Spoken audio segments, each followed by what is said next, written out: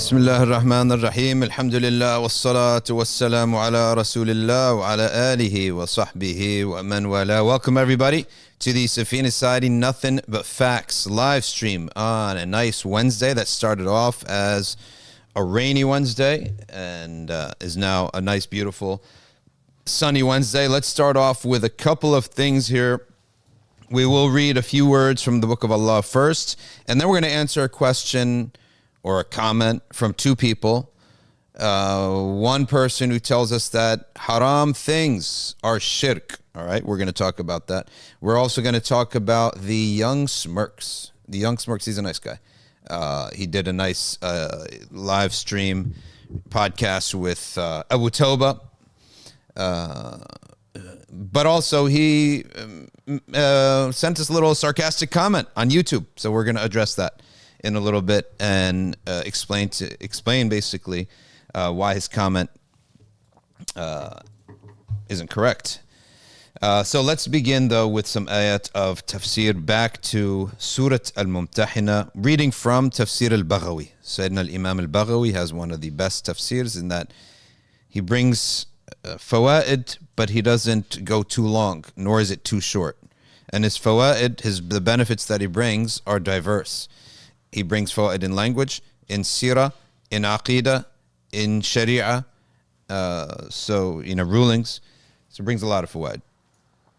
He then, we stopped off at ayah number 3. لَن تَنْفَعُكُمْ أَرْحَامُكُمْ. The ayah here means all your family relations are not going to benefit you. Okay?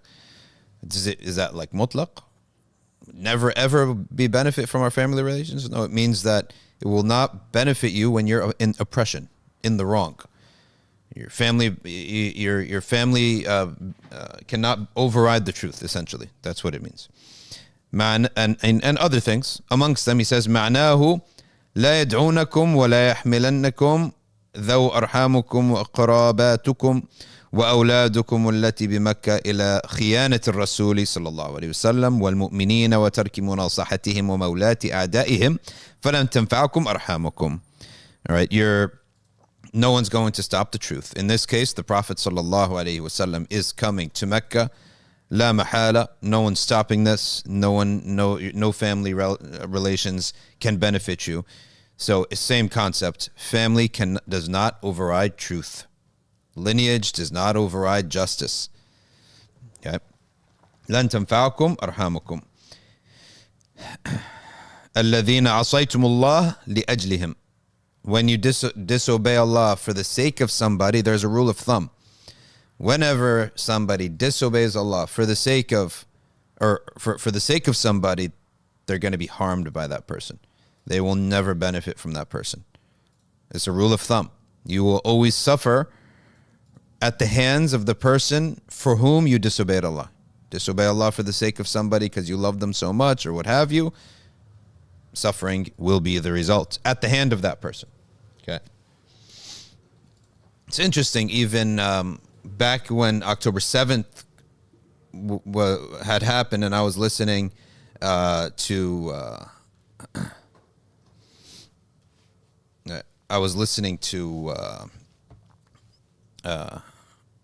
a lot of rabbis, okay? One of them, Yaron something, he was in New York, they're all finance, turned rabbi, turned very, very religious, moved to Israel, lives in a hut now. And he was saying, he had a famous clip in which he said, every time us Jews,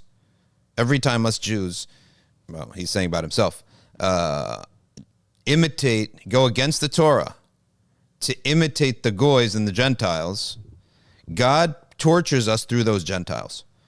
So he said, the Germans at the time, we were imitating them. God used them to torture us.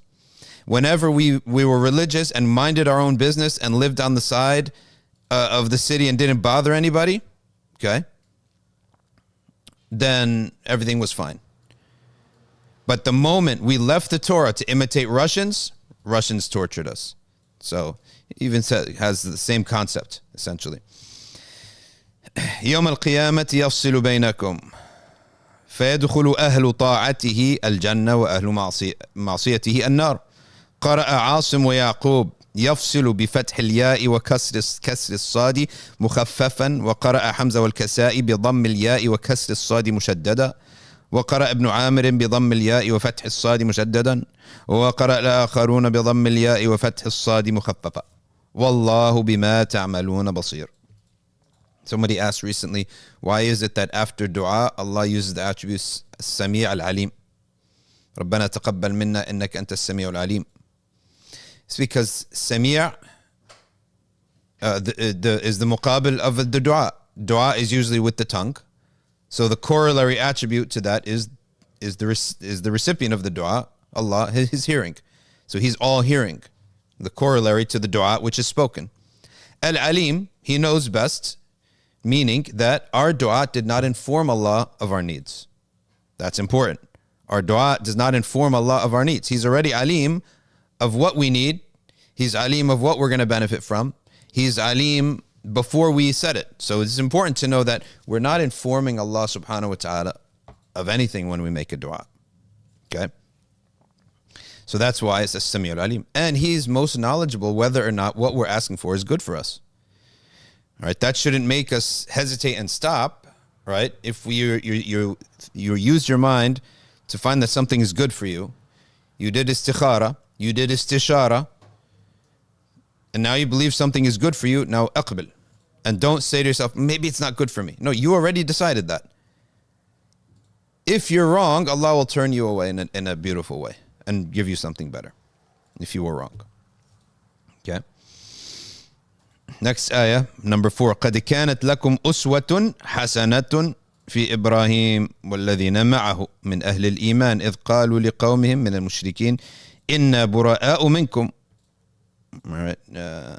You have a good example in Ibrahim alayhi salam and those with him when they said to their people, we're free of you. We are innocent of you. We are disavowed. That's the best word. We are disavowed from you. وَمِمَّا تَعْبُدُونَ مِن دُونِ اللَّهِ كَفَرْنَا بِكُمْ. We disavow ourselves from you and from what you disbelieve in. Okay?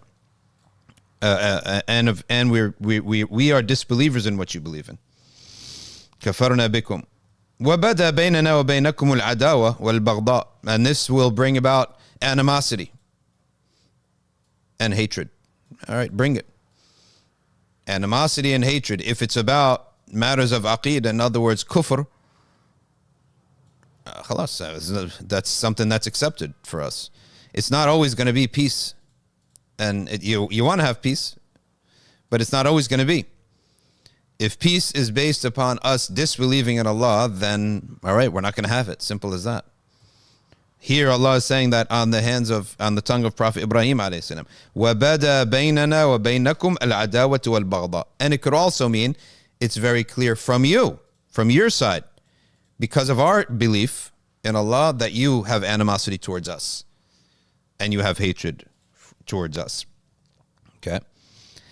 So this ayah is commanding Hatib ibn Abi Balta'a. If you missed yesterday's episode, the previous ayahs was about Hatib and the believers who had was really just Hatib that had wanted to warn his family that the Prophet was coming, believing that it's going to happen either way. This victory is happening either way, but at least my family could have a position amongst the Meccans as people who warned everybody. Okay, we broke the news first. We warned you, and we broke the news. So Allah is saying, take an example from Ibrahim. Don't hesitate in being in opposition with disbelief, with falsehood, with untruth. Don't hesitate. Okay. يأمر حاطبا والمؤمنين عامة بالاقتداء بإبراهيم عليه الصلاة والسلام. Follow Prophet Ibrahim. Ibrahim had no problem. He had no issue with having animosity and being an enemy to disbelievers. It's not going to always be just hunky-dory and everything's nice and fuzzy and good. All right? All right? في التبرؤ من المشركين. Disavow from them, disbelieve in what they're saying openly, and tell you what you believe. Say what you believe. إلا قول إبراهيم لأبيه لأستغفرن لك. يعني لَكُمْ أُسْوَةٌ حَسَنَةٌ. You have, now what about your family? All right, it's easy to say, all right, we're enemies to strangers. What about when we're family? Okay. Ibrahim alayhi salam promised to make istighfar for his father. Okay. And in this father here, as we're going to see, it's actually his uncle, Azar. And the ab in the Arabic language, of course, we all know. ما تعبدون من بعدي قالوا نعبد إلهك وإله آبائك إبراهيم وإسماعيل وإسحاق. The ab in the Arabic language can refer to the uncle, the grandfather, really anyone who raised you, and the biological father. So when he says لأبيه لأستغفرن لك, it means the one who raised him, right? Which in this case, his name is Azar. We know that from the Quran. And it's presumed to be most likely his uncle, right? فإن إبراهيم عليه الصلاة والسلام كان قد قال لأبيه لأستغفرن لك ثم تبرأ منه على ما ذكرناه في سورة التوبة وما أملك لك من الله من شيء. I will seek forgiveness for you. And then eventually this was mansukh for him, not allowed to do it anymore. He says, I can't control anything between you and Allah. Okay. ما أملك لك من الله من شيء. I cannot stop justice from happening to a pagan. Okay.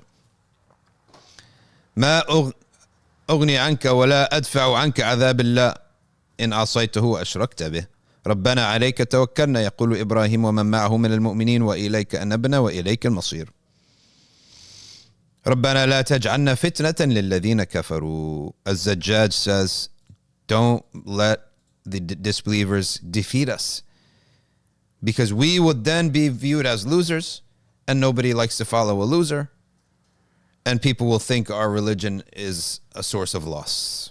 So we have become the fitna for the disbelievers. لا تظهرهم علينا فيظنوا أنهم على الحق فيفتتنوا. Don't let them win, because then they'll think that they're on the truth, and they will be in a state of fitna, and we are, so our children will then, next generations will think, oh, it's okay, that it's a source of our loss, that deen. Mujahid says, لا تعذبنا بأيديهم. Don't torture us through them. Okay. Although we know all punishment is from Allah, don't torture us through them. So that they would say, فَيَقُولُونَ لَوْ كَانَ هَؤُلَاءِ عَلَى الْحَقِّ مَا أَصَابَهُمْ ذَلِكَ. That the non-believer would say, if you're truly, where's your God? If you're truly, if you're really on the truth and you have the support of God, then how are we punishing you this badly? Okay. Common argument. Well, the answer to that, well, this is happening, by the way. All right. This is happening, by the way, which is that people, they ask the commonsensical question. Well, if you're on the truth, why are you getting battered from pillar to post? The answer is that you can be on the truth, but not practicing it. And that's why you're suffering. You can be on the truth, but you're not practicing it. That's the reason. You're on the haqq, but Allah doesn't give you victory. In other words, your religion is the truth, but you don't act upon it. So then the promises of Allah don't come to you. Okay? Shahid Haq, I'm going to read right now. Yusuf Rios is his post negating what Imam Malik said, which is just, I mean, he could go back to the book. He doesn't have to come to me for that. And now it's like the latest thing is everyone's got to come to my page and give some kind of a bashing remark. All right. Young Smirks, now Yusuf Rios. All right.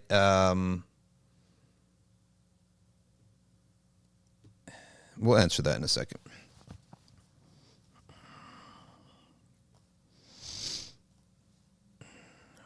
لا تجعلنا فتنة للذين كفروا. He says واغفر لنا ربنا إنك أنت العزيز الحكيم.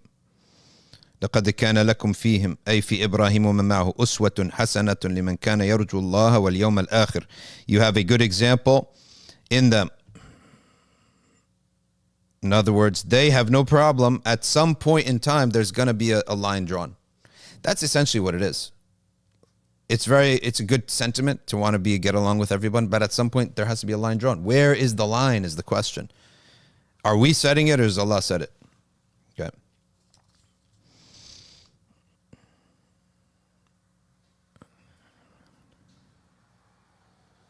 هذه الأسوة لمن يخاف الله ويخاف عذاب الآخرة.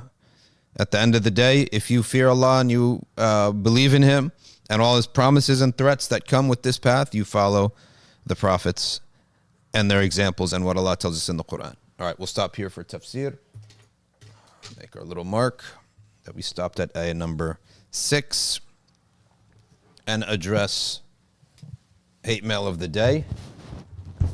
All right, let's this.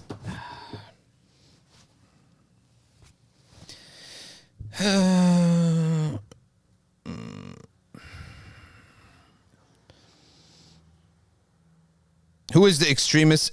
Shadee or Shaykh Ahmad Tahir Ayyan al-Maliki Shadee, I don't know why he's calling me that. I mean, maybe he's being funny, but said that Muslims with long beards and shaved Muslims are extremists. I said that it is forbidden and it is tashwih, and meaning unsightly if it reaches tashwih, okay? And it's not long beards or tashwih, it's length, excessive length is marked by two things in the Maliki school. Tashwih, number one, unsightliness, and secondly, shuhra, that you become well known in the people, that your beard is way longer than everyone else, so people point to you, and that is what is excess, not like extremists, like they're going to blow something up. Secondly, I'm speaking about the Maliki school, the Shafi'i school. You think we don't have respect for the Shafi'i school? Then why do we teach it at Safina Society? We don't have respect for the Hanafi school. I'm speaking about the Maliki school. The Maliki, this is their books and their words. I literally read you Nafrawi word for word. Okay? I thought we were teaching respect for the madhabs. We know other madhabs allowed for that. Okay, but I'm not speaking for all of Islam. I'm simply speaking for one madhab. Okay? I'm explaining one. The article is called Maliki Fiqh QA. Come on.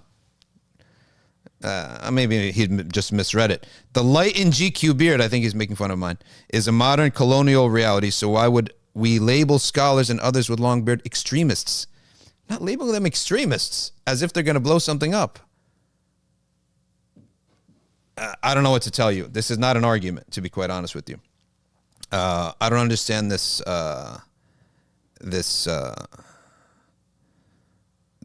purpose of the post. Oh, it's a live stream. The excess of Shadee, Elmasry, and his ignorance. All right, good. Well, there's only 4 people watching, so I'm not really that worried about it. Okay. A lot of people are saying, like, where are the texts that you're citing, right? Because he's saying, he said this, he said that. What about the text that's being cited? Okay. Okay.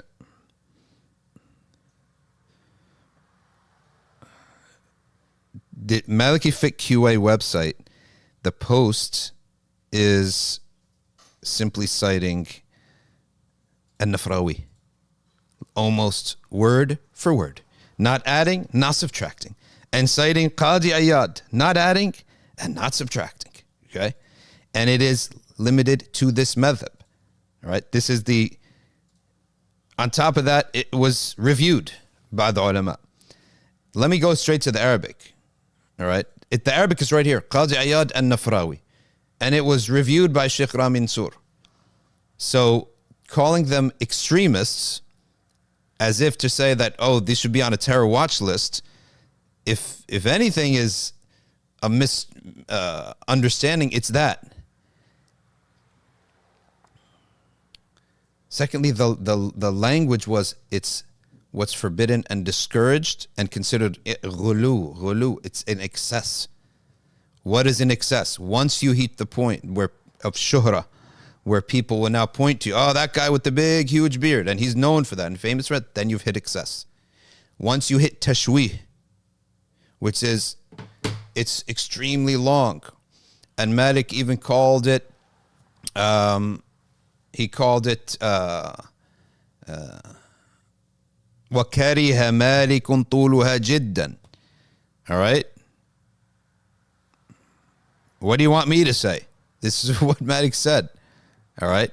And by the way, his is a little bit GQ too. Yeah, Mr. Yusuf. You're not exactly walking around like Abu Dhar al-Ghifari saying Abu Dhar, a complete Zahid. No, that's a beautiful beard that you have too.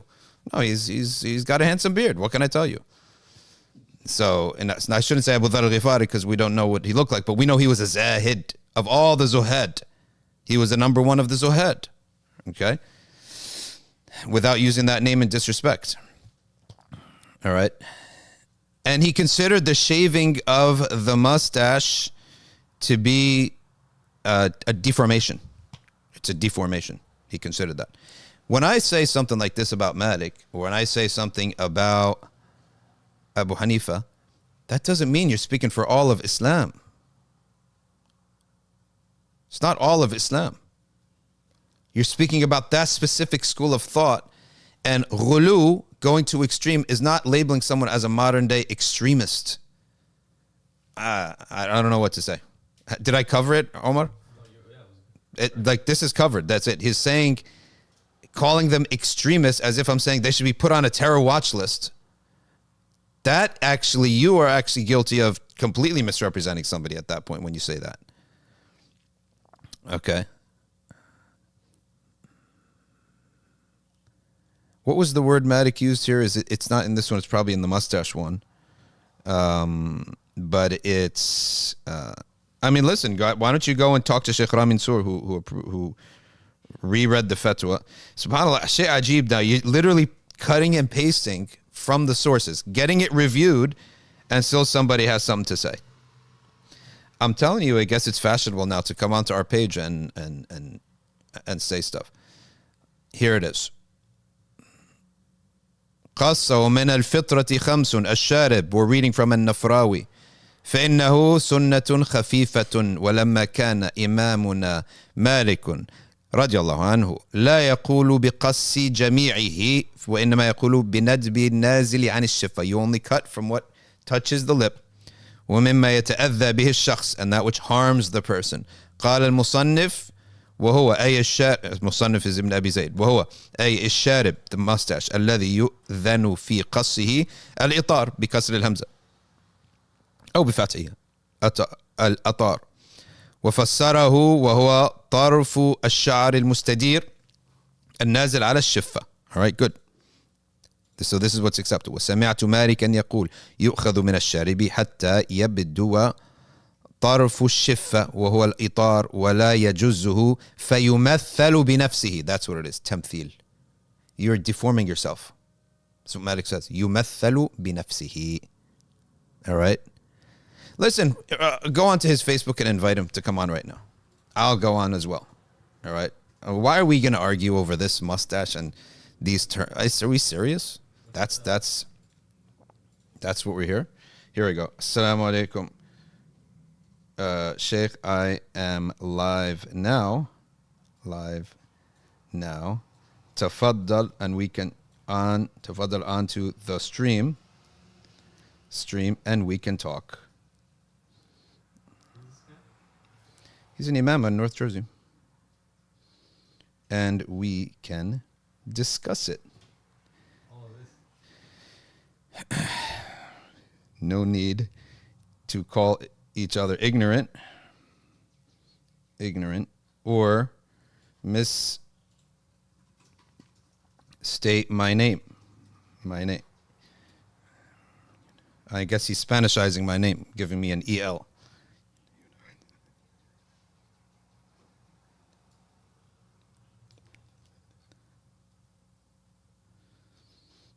Okay. There we go. Give me the link. Send me the link on WhatsApp, and I'll send it to him. Yeah, the StreamYard link. You know, his issue is more with madhabs, like the asl is what he's really. That's the thing, is when you're speaking on about one method. Listen, when the Ahnaf are giving the class literally right across the hall from the masjid of the Malikis and saying this food is haram, this is fish we don't eat, or type of seafood we don't eat, etc., etc. No one's saying, hey, we're contradicting each other. No, they're matters of opinion. Same thing. Now let's go to the other one while we get that link. Send me the link on WhatsApp when you get a chance. The next one is the Young Smirks. Okay. We should have a new segment called Hate Mail. Not hate mail, but it's a comment, right? Refuses ahad hadith, he says. Refuses ahad hadith, but believes Khidr is still alive. This is what he's saying. You have a camera. Camera issue? Yeah, I think I tried streaming already. I put on standby, but they can hear you. They can hear you. Okay. So the answer to that very simply is we do not refuse ahad hadith, full stop. Ahad hadith by the ulama, not us, the ulama in general, okay? Specifically the Malikis and the Hanafis and the Asha'ira in matters of Aqidah, their ahad hadith is accepted. However, it is not to be used as an exception if there's ta'arud. There's something called ta'arud al-adillah, when it would seem to be that one evidence is contradicting another evidence. Now that's a contradiction that is an apparent contradiction, all right? Such as the mutashabihat, or others that are not mutashabihat that would seem to have an apparent contradiction. So what do? We say that, we don't say that hadith is false. We simply say that the explicit or the qat'i and the mutawatir, whether it's a verse of Quran or a mutawatir hadith, overrides, right? It overrides the ahad. So what the ulama do is they suspend the amal on the ahad hadith. They suspend the amal, the action upon it. It's not actionable. Okay? Or they fit the action in where there's no contradiction. All right? They place that hadith, the action upon it, where there's no contradiction. All right? That's number one. Number two, when certain things can be said or believed in, but not absolutely. Believed in as a dhanni belief. Possible. It's possible.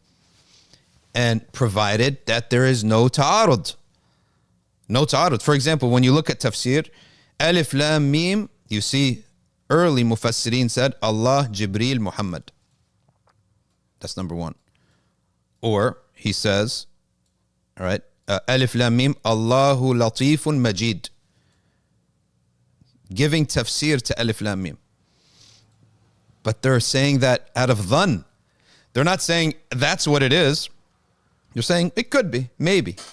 Same with the mutashabihat. Where the mutashabihat, وَالرَّاسِخُونَ فِي الْعِلْمِ.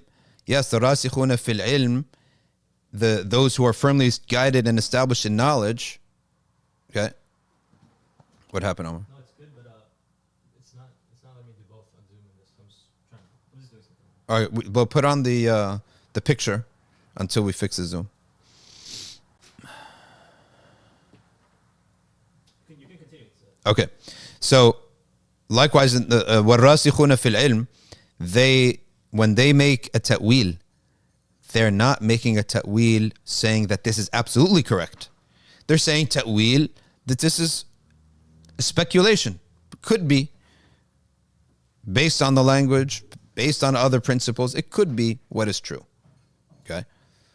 And that's why, at the end of the day, they say Allah knows best in all these matters. So that's why you can have a completely speculative belief based upon non-ahad hadith. Okay? Just observations. But it's not an obligatory belief. Just a possible belief. Okay? Okay. All right, we're good now. We're good? Yeah, because Zoom just needed to. All right, now let's see the link. I can send you the link on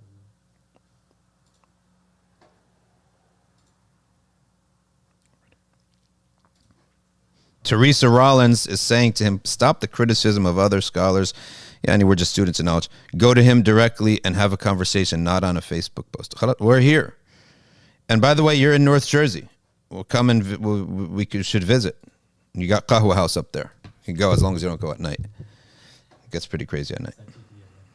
Mm-hmm. So the mistake here, both are seeming to make some usuli mistakes, and that's okay. We all make mistakes. It's not a big deal. When you say extreme, ghulu, it is a term that means you've gone excess of the sunnah. Okay? It doesn't mean we're saying extremist like he's some kind of a terrorist that needs to be put on a watch list. All right? That's number one. Number two, when you're speaking about matters of opinion within a madhab, that does not no disrespect to the other opinions. And in fact, when I don't state the other opinions, that's respect to them. Because other madhabs don't like when other people talk about their madhab, all right, who aren't specialized in it. And with the young smirks, it's not ahad hadith or not removed right away. Young smirks, he's a Scottish convert, okay? It's not you're rejecting ahad hadith. No, you're rejecting, it's not even rejecting, it's suspending action on what has ta'arud, seeming contradiction between two nusus. Okay? And you go with what is mutawatir. I'll give you a simple example. Here, let's give you an example in fiqh, not aqeedah. Let's just stick to fiqh. نهى رسول الله صلى الله عليه وسلم عن أكل كل ذي مخلب من الطير. Okay. Prophet صلى الله عليه وسلم forbade eating every bird with claws. Okay. Malik does not act upon it. Okay. لمعارضته ظاهر قوله تعالى, because it would seem to contradict or go against what Allah says, قل لا أجد فيما أوحي إلي محرما على طعام يطعمه إلا أن يكون ميتة أو دما مسفوحا أو لحم خنزير. That Allah has the saying, say, I find nothing forbidden except what was revealed to me. That which is not slaughtered properly, flowing blood, and the flesh of the pig. That's it. Those are the three in this verse and other verses. Horses, by mafhum al-mukhalafa, mules and donkeys. Okay? Forbidden by mafhum al-mukhalafa. We'll explain that later. All right? So, the reason for that is the mu'arada. However, he does take the same hadith, okay, or a similar hadith where the Prophet ﷺ forbade kulli dhinabin min as-siba', all animals, hunting animals, predatorial animals with fangs. He does take them, that hadith. He does act upon that hadith. Why? Because the people of Medina, that's how they acted. They avoided such animals, any predatorial animals with fangs. But what did Malik do? He didn't say that the prohibition is to make it haram. The prohibition is to render it discouraged. The prohibition renders it discouraged. Okay? Why? Because of the verse. The verse says this is what's haram.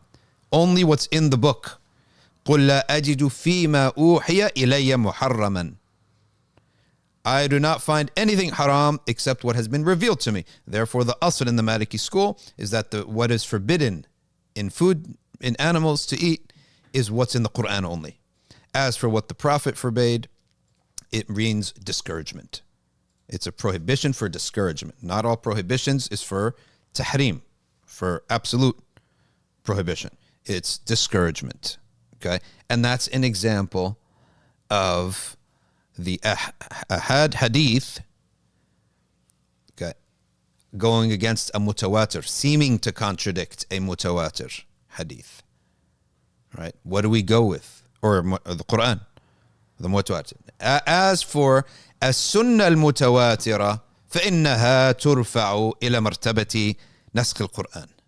Sayyidina al-Imam Shaykh Ahmad Taharayan says, as for the mutawatir hadith and the amal of Ahl al-Madinah, which is part of the sunnah, because he says here, as-sunnah al-mutawatira, the sunnah, the prophetic way, whether his words or the action of the early generations of Medina and their scholars. Yes, that is at the level of the Quran. It can provide exceptions to the Quran. Okay? Where there is ta'arud. The word ta'arud is seeming contradiction. All right?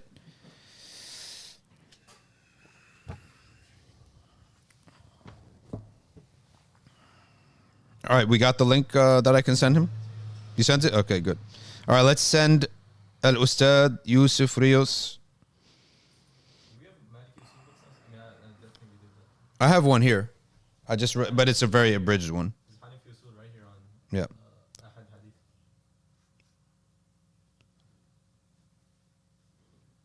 Yeah, see. Exactly what you're saying. It's right here. Hanafi usul? Yeah. Can you read it in the mic real quick? So,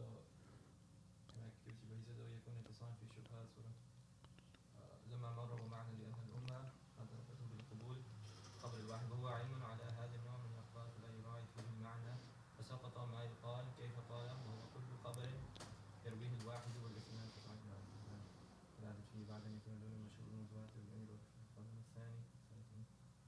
He's just saying how it is. وأنه يوجد غلبة الظن وهي كافة في وجود العمل دون علم اليقين. العمل دون علم اليقين. بالكتاب متعلق بقوله تعالى فلو نفر من كل فرق من الآية وطائفة تبعوا على وطائفة والسنة. These are giving shock. Let's see where he talks about. معقول معقول الأحكام عقيدة أصلا. Where we go? I'm actually replying to his page right now.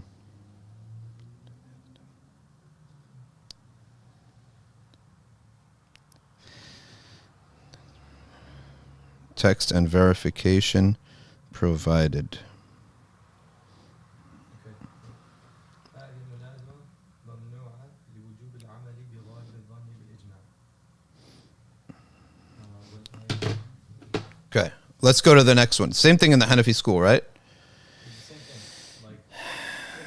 Thing. Like if you're a mujtahid, then who made you mujtahid, right? Because you're trying to derive usul from your own principles. Yeah. Like this is the usul of the madhab. If you don't like it, then move on. This usul of the Maliki and Hanafi schools, the Ahad Hadith have a place. It's not to say they're rejected, but they have a place to avoid any contradiction, and that is necessary because Allah says there's no contradiction in this book. وَلَوْ كَانَ مِنْ عِنْدِ غَيْرِ اللَّهِ لَوَجَدُوا فِيهِ اخْتِلَافًا كَثِيرًا. Okay? So that is for the young smirks regarding the Ahad Hadith. And any other belief that is based on the experience of a wali is not a belief that rises to the level of certainty, absolute certainty. No, it's dhanni. Okay? Dhanni is speculative. Could be right, could be wrong. But we believe him because he's honest and trustworthy. That's it. All right, let's go to the next one. All right, hate mail number 3 today. This is because we have an AI video and we have, it's like a humming plus, I don't know what they did with the humming on the computer, right? For the intro. He says that you have an image of a man sitting. That's haram, because drawing images, haram. But why are you doing haram things? It is shirk. Here's something that you notice, everyone notices this, by the way, okay? There's a lot of people coming around again with the bid'ah and shirk and bid'ah and shirk, and all they have to do is bid'ah and shirk. Back in the 90s, when the movie Malcolm X came out, the Muslim community was very small. 2 things happened simultaneously. The Malcolm X movie came out, and Saudi Arabia, University of Medina, was coming out and giving out scholarships for people to study. So in University of Medina, when Malcolm X movie came out, there was like a revival of Islam. Anyone who was around 91, 92, 93, 94, 95, 96 can testify to this. Okay? So at the time, as soon as you started studying, the quickest and easiest thing to go is the most simplistic view of things. Okay? And we were throwing the word bid'ah and shirk around just like all these youth and people. So easily. We're throwing it around. I'm telling you, I'm pretty sure that most people who use the term shirk, hey, what's happening? Give me the blue book in that bag, please. It's in the side. It's in the back pocket, the other side. When they use it, they literally generally think it means something not so great, right? It's not so great. That's literally how it's used and referred to. So much so that a person asked at some point, is salawat on the Prophet shirk? And another asked, is shafa'ah, believing in the shafa'ah of the Prophet shirk? In that pocket. No, the back one. should be a blue book. Is belief in the is reciting salawats on the Prophet shirk? So I'm telling you, people really what they believe is that the word shirk is like not a good thing to do. Shirk, in fact, if someone is guilty of shirk, immediately his marriage is dissolved. He's out of Islam, okay? And he's committed the worst of all sins, okay? All right?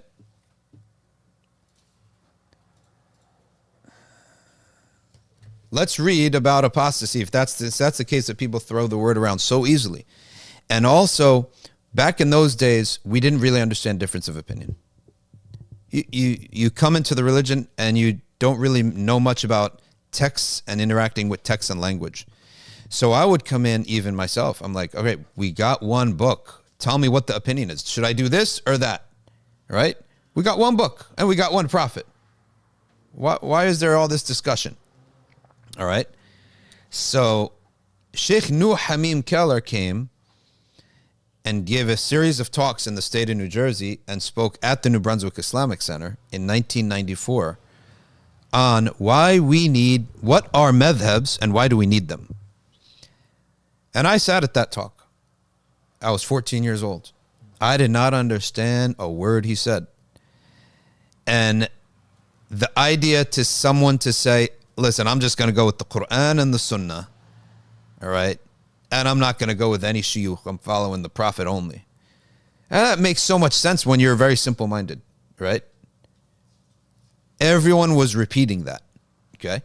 Everyone was repeating that. It's just so simple, so easy to say. Until someone sits you down and talks some sense into you and explains to you that the language of the Quran, part of it's explicit and part of it is indefinitive. It's not definitive, right?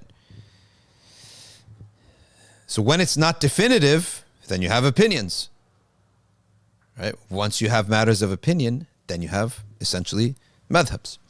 So let's talk about apostasy and reading from a beautiful summary, actually. I really like this summary by Sheikh Imad al-Din Abu Hijla, alayhi rahmatullah. I love this man. Love this man. I couldn't talk to him because of certain things that happened for a while. Then he went to Turkey and we lost touch. And then he passed away in Corona. He got Corona. Passed away. It says, يجب على كل مسلم حفظ إسلامه وصونه عما يفسده. He must protect your Islam from everything that may corrupt it, invalidate it, and disconnect it, which is apostasy. Okay? It could come in three ways: beliefs, actions, and words. You can be out of Islam by one of three ways. Okay? What's the overarching object of these beliefs, words, and actions that would take you out of Islam? Well, quite simply, all right, it's that which negates the testimony of faith, and that which is the known in religion by necessity. And we'll get to that. Okay. Number one, he says beliefs. Any doubt about the 6 pillars of Iman. Having a doubt about Allah, the Messenger, the Quran, the hereafter, paradise. The Quran doesn't mean the book in general. It means the book itself. Or any of the verses. Not just the book itself, even the verses. Say, I don't know if Surah Al-Rahman actually came down in the Quran. No. The whole book. You have to have absolute certainty in it. Okay. Everything that is agreed upon, right? All of the attributes of Allah in the Quran, okay? Permitting that which is forbidden clearly in the Quran. Clearly forbidden. And you permit it like adultery, fornication, drinking. So what are you doing here? Contradicting the Quran. You're saying the Quran is wrong. So your belief in the Quran is nullified here. Negating that which is agreed upon from the basic practices of a Muslim, fasting, zakah, what's known in religion by necessity, Okay. Intending to commit a disbelief in the future. Right? Someone saying, all right, I'm just going to say I'm Muslim now, but later on I'll return back. Okay. Like when I'm in this country, I'll tell everyone I'm a Muslim. When I go back, of course, then that's not Islam. Right? Okay. Denying the companionship of Abu Bakr as-Siddiq because it's in the Quran. ثاني اثنين إذ هما في الغار. Okay. Denying the message of any messenger whose message is agreed upon as among the messengers. So if a messenger is agreed upon to be a messenger, like who's disagreed upon? Al-Khidr. Okay. Who else is disagreed upon to be a messenger? Perhaps Uzair. Uzair, I believe there's disagreement upon. There's who? Not Dhul Qarnayn. I don't think anyone says he's a messenger. But there's also pretty much everyone agrees that Sayyidina subhanallah, who is what's the surah? Luqman. Sayyidina Luqman, thank you. Lulu. Luqman. I pretty much think it's agreement that he's not a messenger, but that may be one of the disagreed upon. Sayyidina Luqman, for example. Rejecting any letter of the Quran. Okay? The only verse of Quran that has an open disagreement on it is the first verse. That's it. Is Bismillah ar-Rahman ar-Rahim meant to be the first verse, or is it just the opening of the book? Okay? And a separation from surah to surah. That's it. All right? Discrediting, degrading, or belittling the messenger, or believing in anything that would belittle them or be disrespectful to them. Tahqir. All right, what's the second type? Actions. There are some actions that we can do that would necessitate kufr. Prostrating to an idol. We don't have to ask you what your intention was. Khalas. Immediately you prostrate to an idol, your marriage is nullified and you're an apostate. Okay? You've committed kufr. Shirk here. So that's why the word shirk is such a big deal. I'm telling you, people really believe and think these days that, as a pure misunderstanding, I think, when a common person says, is this shirk? They literally are thinking that it's like makruh, haram, right? That's the way they're talking about the word shirk. Wearing a cross, okay? Disposing or burning the Quran or even a word in a degrading manner. Or accepting that it be in a filthy place. Same with hadith of the Prophet sallallahu alaihi wasallam. Any religious book, to degrade it could be kufr. Okay. A third type is limitless, which is words that people say. Some which one Muslim says to another, Ya kafir, Ya Yahudi, Ya you Christian, you faith, Ya adim ad-din.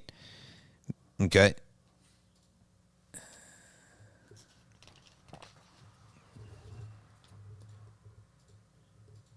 All right.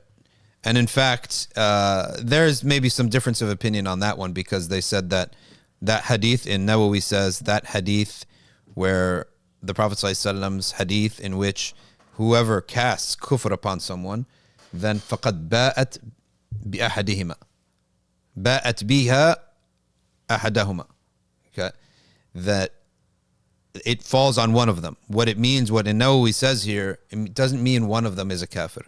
It means the sin of it falls on one of them. Meaning, either he's correct and the person is a kafir, or the sin of saying that falls upon the one who said it while it's untrue. That's the meaning of that famous hadith.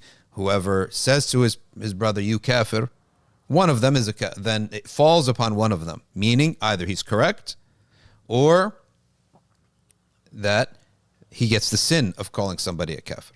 That was from Sharh of Imam al-Nawawi on that. Okay. Jay Perez says, no, you're actually very generous. He says, no, Shaykh, they really think it's shirk. Subhanallah. I'm like being sort of... I think it's a mix. It's a mix, maybe, you know. So like I think the ones who are educated, they know what they're saying. But the common person in the street, the student, 17-year-old, you know, who says that may not know what he's saying. But the ones that know and they study, yeah, they mean it. What do you say, Omar? Yeah, no, I was thinking that it's probably because the terminology trickles down Yep. without the meaning of the terminology.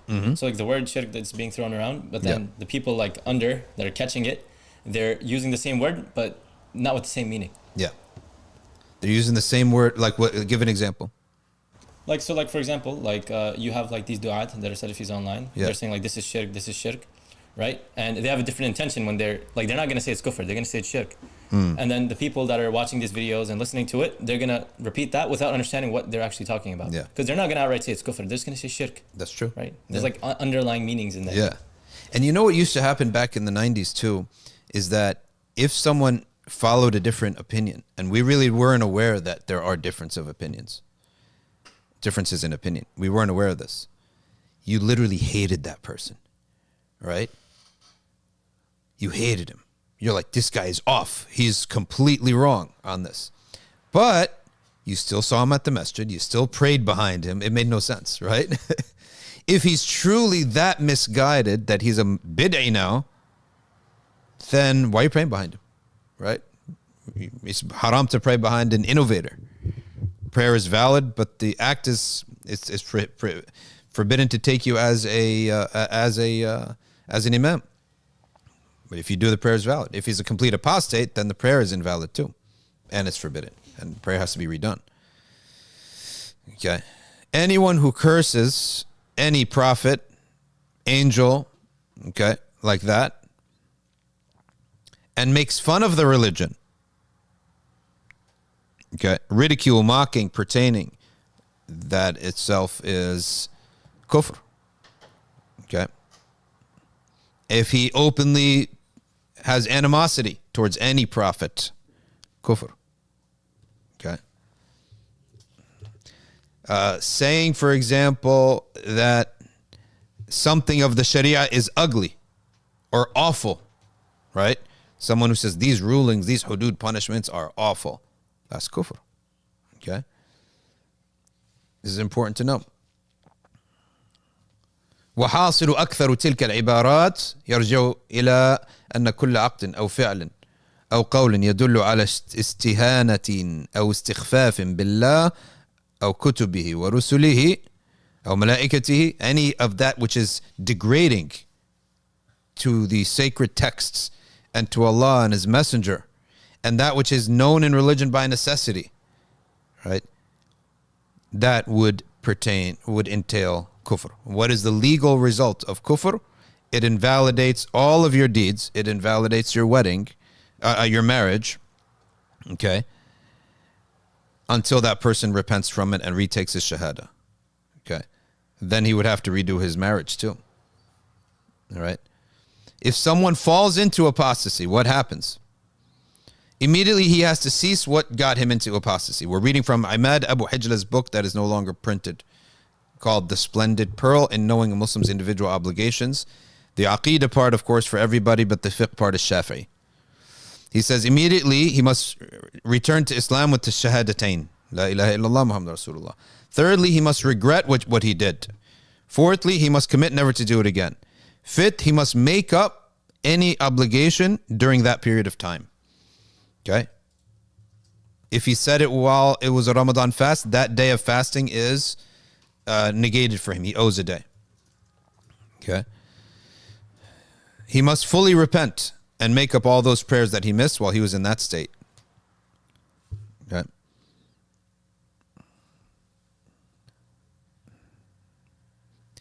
The punishment in the Sharia for this, if he does this openly and publicly, is capital punishment.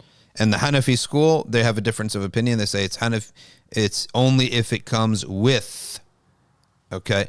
It only comes if he's saying that with rebellion against the state. Here, could you answer this? Just tell them we're in the stream. Okay, and the Khalifa only, yani the Sultan only can exercise this punishment after he offers him re-entry into Islam. Okay. What did he need? Did he need something? No, it's just you're busy. Okay. Did he say anything? Did he leave a message? No. Okay. He says no one other than the Sultan, the Khalifa, can exercise this. All right? Ryan? Okay. Second, committing apostasy invalidates one's fasting, his wudu, all right, his marriage, okay, whether it's before they consummated or after, all right, and he has to redo the marriage if the waiting period of the woman passes by. Okay. His slaughter becomes prohibited. He slaughters food. And he slaughters animal meat is not accepted. The funeral prayer should not be performed on him. His body is not to be washed, and let anybody else bury him in a non-Muslim graveyard. Okay? And anyone who has business deals with the apostate. Liquidates. Okay. It is agreed upon that the person who commits apostasy does not receive inheritance. He does not pass on his money to his heirs in the dominant school and the four schools of thought. His wealth goes to the Muslim treasury, if there is one. However, Abu Hanifa, his two companions, Abu Yusuf and Ash-Shaybani, said that the heirs should take the money if the earnings were made before the apostasy. So he apostates at the age 90. All the money he made previously, they can take that. Okay. There's another opinion on inheritance from a non-believer, is that the wealth of a Muslim is always better. Wealth is always better in the hands of a Muslim, so they should take it as, okay, in that principle, based on that principle, not as inheritance, but based on the principle that wealth is always better in the hands of a Muslim. Did he come on, by the way? No, I closed it because I'm waiting. Yeah, keep it on in case he comes on. He's talking, so I don't think he's going to come on. Yeah, I'll keep it on. But I said very clearly that We'll see, inshallah. ghulu is a term that means that which is beyond, all right, that which is in excess. It's not the extremist, as in to say, put him on a terrible watch list or something. Maybe that's what he perceived or something. I don't know. So anyways, I really don't like having these kinds of fights with other Muslims like this. Yeah, but sometimes, Right. you know, it's like... And yeah, go ahead. I mean, sometimes it's necessary to address it. Like, Yeah. I think this is such a big issue.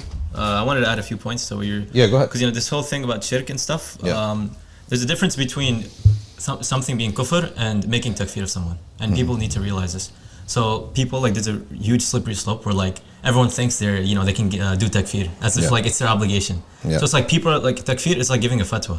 Why aren't you giving us fatwa then? Right? That's Takfir true. is even more, like... It's the highest level of, one of the highest levels of a fatwa, because someone could lose their life. Because, so the idea really, like, and Dr. Shadee, like, he's definitely discussed this before on the stream, is there's a difference between something being kufr and making takfir of someone.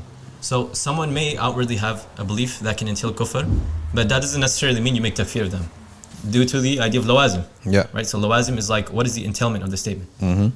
Right? So that's something very important. Like, you know, I've seen, like, this stuff ruins lives. Like, I've seen videos in the past of, like, these like du'at and, like, so-called scholars, like, and people call them and stuff, asking them, oh, you know, like, my dad passed, or my sister passed away, but she didn't pray and stuff. Yeah. Or she, like, had this, you know, belief, or she said this. And, like, what do I do with her janazah? And the guy straight up said, like, no, she's a kafir. You can't do her janazah. You can't do it. And it's like, this stuff ruins lives, right? Based on this, and because the guy doesn't know what he's talking about. He's trying to give takfir, right? And he's doing takfir when he has no idea about, you know, how to make takfir. Also, there has to be a hearing too, to see if the transmission of the news is correct. Exactly. Right? There's also ihtimalat. There's ihtimalat. So when I see a word coming from somebody that's kufr, there's ihtimal. Like we said about Ibn Arabi, which I personally never read those books, but when someone says that this line in Ibn Arabi is kufr, we have to look at the ihtimalat because of his reputation at the time with the scholars who honored him and respected him and preyed upon him. So there must be ihtimalat here, like possibilities. Possible miswriting by a scribe. Possible that he wasn't of the right mind when he said it. Because there's a contradiction here. It's not like it's in the book and the scholars of the time responded to him, like most other debates. Here you have a problem here because the scholars of Syria at that time honored him. Okay, they were not fools. They know what they were doing. Yet at the same time, there's no defense for these words. So we could say these words for sure is kufr. But were they transmitted properly? Were they not? It's the Shaykh that Sheikh Murad always cites. What's his name? He lives, I think, in the Emirates. I can't remember what his name is, but he does a lot of. He said Abdul Qadir, I believe. Sheikh Abdul Qadir Hussein. Abdul Qadir Hussein. Watch him every day. Yeah, Sheikh Abdul Qadir Hussein, one of the great defenders of the Ash'ari. He says that it's commonly stated in Sham that his Ibn Arabi's works were not transmitted accurately, and as a result of that, a lot of those things were there in his books. Secondly, that there was ill will in the transmissions. So it's possible. Is it likely? We have to say the other side too. Sheikh Amin came on this live stream, Sheikh Al-Wadi, and said no. He said that's not likely. They're transmitted properly, right? So then, well, what do we do? What we can say is this statement right here. We can easily say that statement is kufr. But there's ihtimalat. We don't know that truly if it came from the author or not, right? Because it is a contradiction between how the scholars received him and how he and what he wrote. Well, we could say it's like just mind-boggling, and you can't understand it, right? And that we're in doubt about him. Right? What do you mean? Say again. But we can say that we're in doubt about him, and that it's all mind-boggling, right? That we're in doubt about him, right? In doubt about his what? Ibn Arabi, about whether or not he truly Held those beliefs? was a heretic or not, right? Yeah, we could just have tawaqquf, which is to stop. Tawaqquf is just to stop until, we don't know. We don't have enough information. Plus, we can simply say don't read those books. That's the only thing that matters. Issuing a statement on someone passed away so many hundred years ago is irrelevant, right? Yeah, like it's not your job. Like, it's not our job. Just if I can summarize this, Yeah. like this whole segment, really what this shows is the beauty of the methodology of Ahl Sunnah, and meaning like we don't just look at one evidence. This is the sign of a deviant group, by the way, for anyone listening, is they'll cherry pick evidences, right? So they'll take like a hadith, they'll take one evidence, and they'll leave out the rest. Yeah. Ahl Sunnah, right? Ahl Sunnah wal Jama'ah. This is the sign of Ahl Sunnah wal Jama'ah. What we do is we take everything into consideration. So as you mentioned with Ibn Arabi, you have his statements, but then we're not just like looking at his statements. We're looking at the whole holistic picture. Exactly. So there's ijma', there's hadith, and there's Quran. This is what we do with aqidah. This is the sign of Ahl Sunnah. And anyone you see that's like ignoring certain evidences and like saying, no, it's simple, aqidah, deen is simple, like you run away from this person because they don't know what they're talking about. The ulama had to, the reason they tell us to stop is that you have to take into consideration so many other evidences. So make sure that you have a picture that fits all the puzzle pieces. Okay. And a lay Muslim who may fall into a belief that's kufr, we would say he's excused for ignorance until he comes to learn that this is kufr, right? Yeah. Yeah.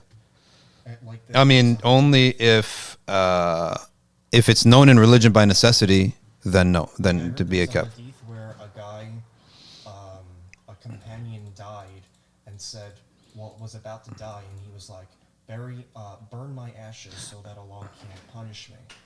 But that was kufr to like say that because it's you're saying as if Allah can't reach you, can't collect you. Yeah. I heard like he was forgiven anyway and went to Jannah anyway because he was ignorant that he didn't know any better that was. I got you. Yeah. Have you heard that before? Yeah, I did hear that one before. Yeah. It was like almost the man was. You know how we take that. What Ryan said is that there's a narration and a story about a man who was so wicked his whole life. He then said that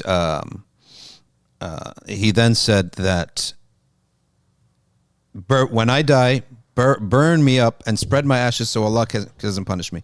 The ihtimal here, and then he was forgiven for having that fear of Allah. That's the athar. The ihtimal here is that what he meant was that he meant that as I'm hoping so much not to be punished. That's possibly the ihtimal. Okay. That's possibly the ihtimal. Okay.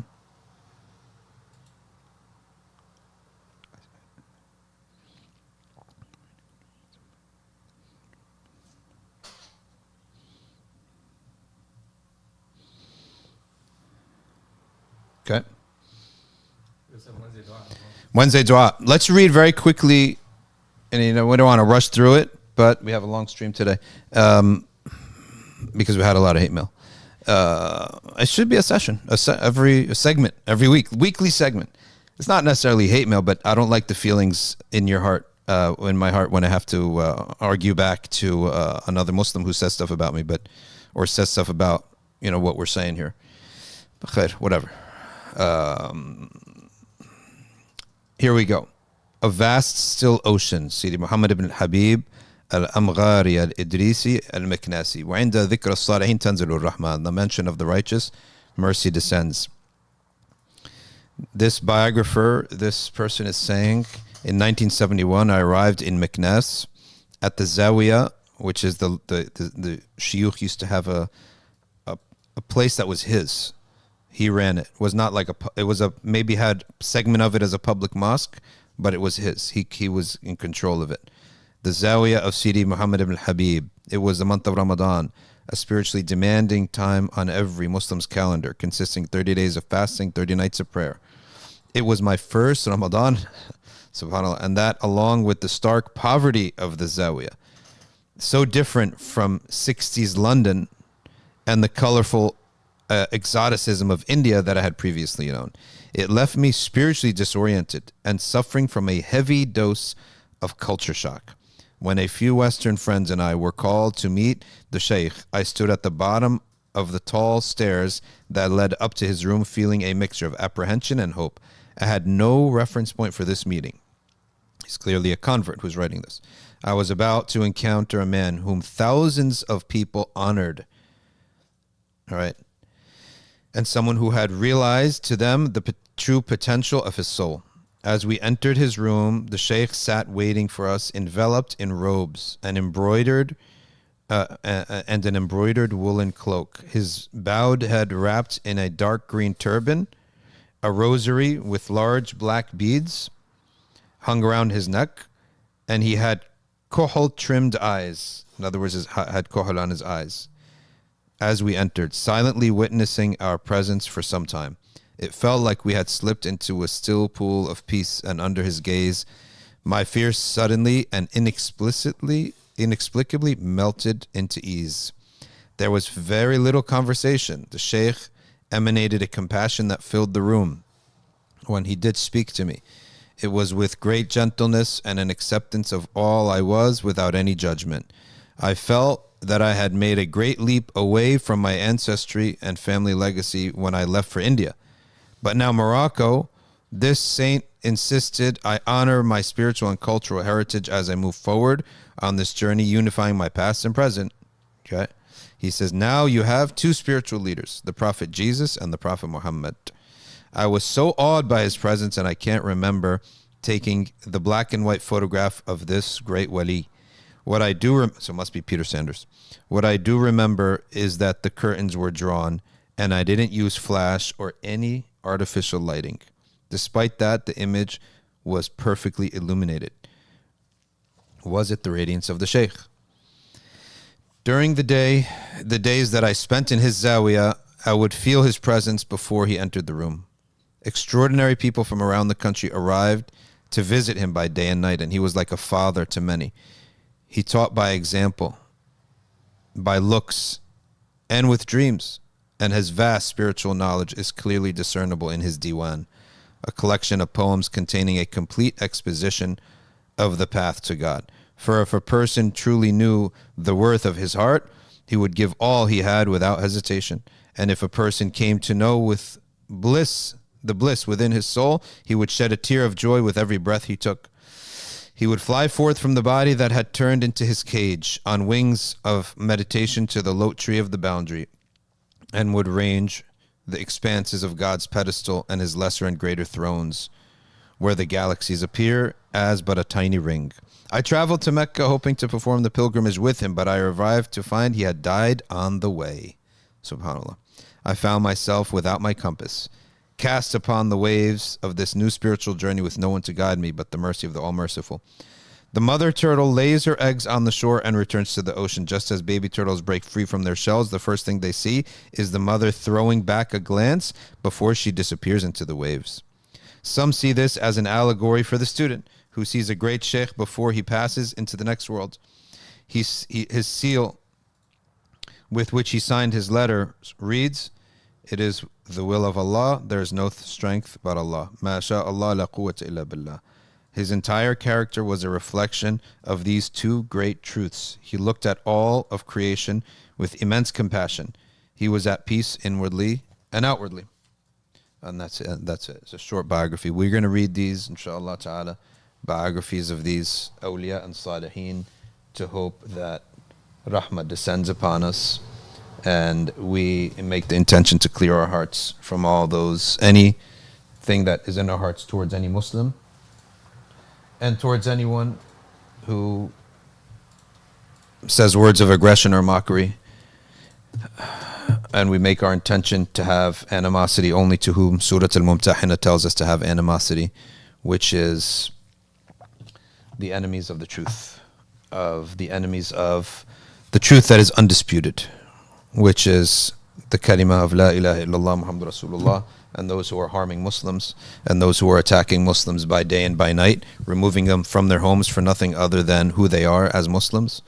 And that's whom the Prophet Ibrahim and Surah Al-Mumtahina is commanding us to have animosity to. And may Allah Ta'ala always keep our hearts pure towards the Ummah of Muhammad Sallallahu Alaihi Wasallam and unify us and bring us together as brothers in this life before the next. Let's go to the dua of Wednesday, inshallah, and we'll close here. What he did with the thief that entered his house? He had an amazing story, yes. Okay. He had an amazing story on one time a thief entered his house, and the Shaykh was like 2 a.m, and the Shaykh was leaning on his bed in the dark, sitting up, making dhikr. He used to recite every night Allah 24,000 times.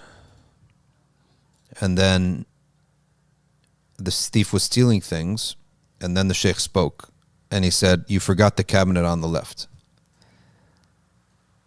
And then the thief was so startled, he dropped everything, and on top of that, he didn't realize he was robbing the Shaykh's house. So he immediately began to weep, because thieves back then, even the thief had some decency and some taqwa. And he became extremely upset at himself. And immediately, the Shaykh had a bell next to his bed. He must have been old, so he had a bell next to his bed. He rang it, and like a khadim came, a servant came. And the servant then said that, he said, "Bring some tea, bring some food, right? And bring some more bags, some more secure bags." And then they literally like unloaded the valuables to him. And the thief was like, no, I can't take it. That thief eventually became one of his closest disciples. And he began as a thief. SubhanAllah.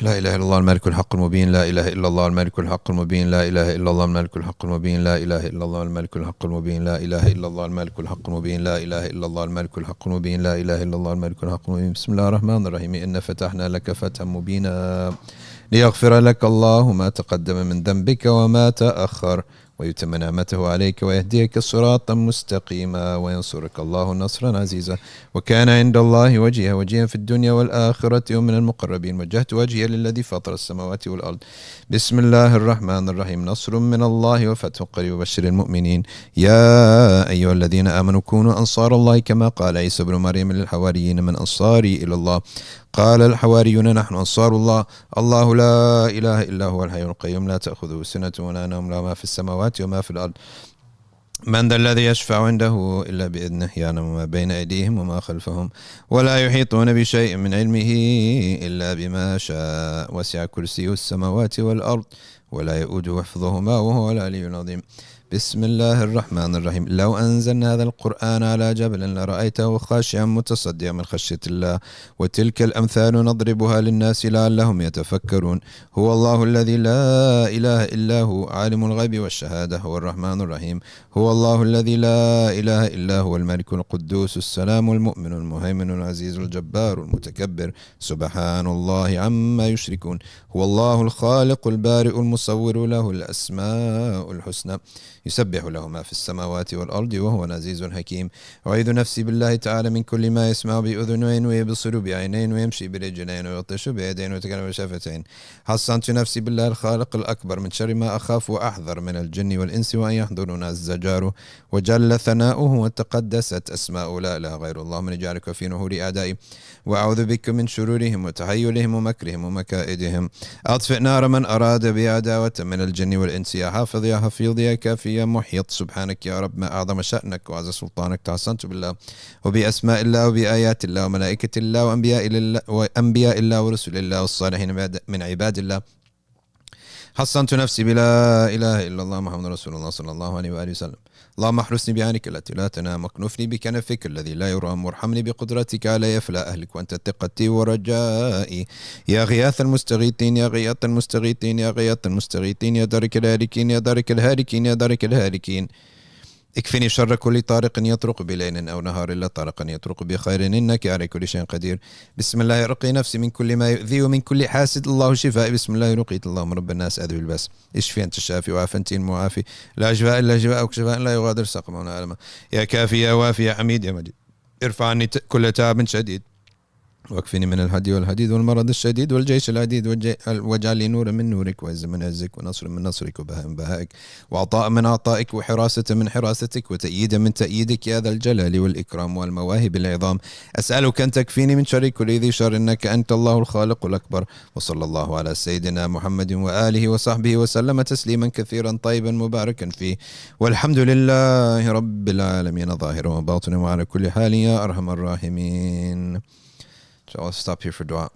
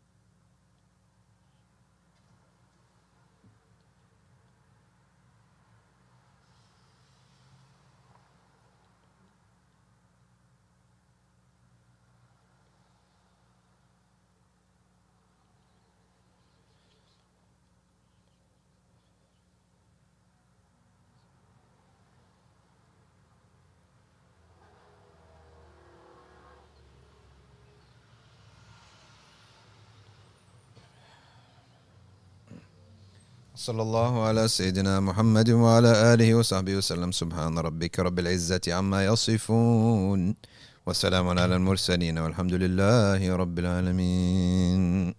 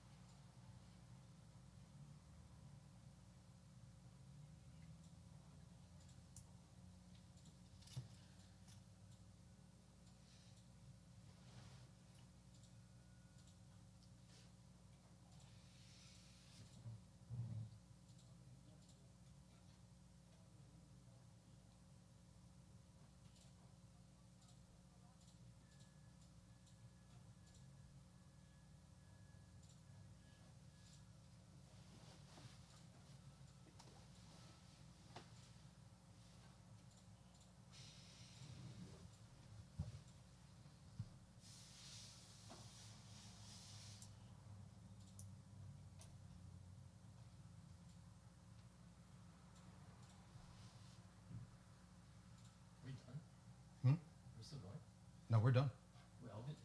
Oh, yeah, you thought we were still going? No, we're done. Sorry, everyone. Yeah. Salam, guys.